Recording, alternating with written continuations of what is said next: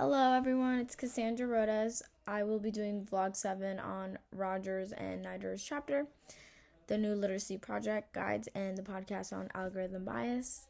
All of these help us clarify the concepts of misinformation and disinformation while kind of helping us think about how algorithms influence our everyday media consumptions.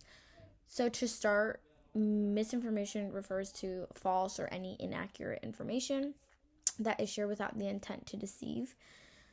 In other words, if a person is spreading it, they most likely believe it's true. There's no intent to harm. The new literacy project explains that misinformation often circulates because it's emotionally charged. So it's easy to share, or it seems to confirm something that people already believe or think. A common example of misinformation could be someone reposting a claim. For example, drinking hot water cures COVID-19. Not because they want to mislead others or deceive others, but because they genuinely think it helps. Another example might be a friend sharing a Photoshop picture that they believe is real simply because they didn't check the source. They just saw it and genuinely thought it was real. The key point is that misinformation spreads accidentally, even if its effects can still be harmful.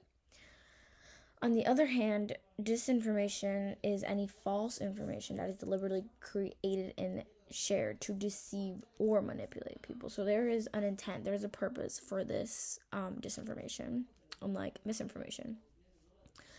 Rogers shows how political groups, governments, and online campaigns often rely on disinformation to influence the public opinion. For example, during elections, fake accounts may be made about people, candidates. There may be fabricated stories so people don't vote for them, or the creation of fake news with fake story headlines. The intention is to manipulate the voters, create distrust, or cause any type of confusion to the people in public. While they both are different, misinformation and disinformation, they both spread very rapidly because of the structures of social media, which is where algorithm biases become important.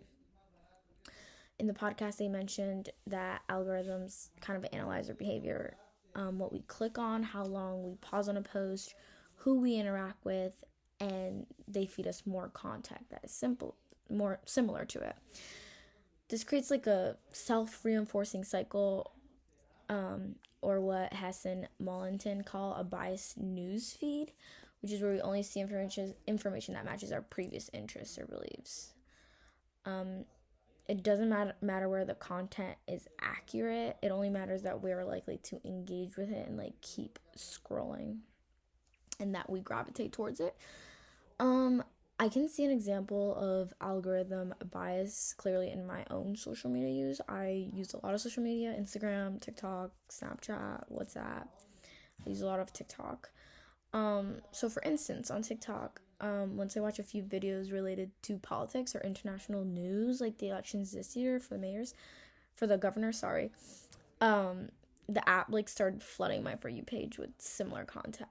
And if I click on posts about the US election or global conflicts, TikTok assumes that it's all I want to see on my feed.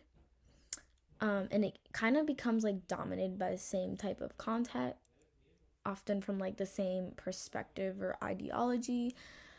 It kind of narrows the range of information I'm exposed to, which creates a biased digital environment. It also encounters the risk of creating misinformation and disinformation, especially when content creators post dramatic or emotionally charged videos to get more views. What makes this especially concerning is that the bias created by these algorithms is invisible. People don't actually see this. As Rogers and Nider highlight, most social media platforms don't show us everything that exists online, but really what we want to see, what we will gravitate towards. They show us what keeps us scrolling. The result is an online environment where false information spreads quickly, and our platforms quietly reinforce our existing beliefs, sometimes without even us realizing it, which I would say has happened to me a lot, especially on TikTok, where you see a lot of that on your feed.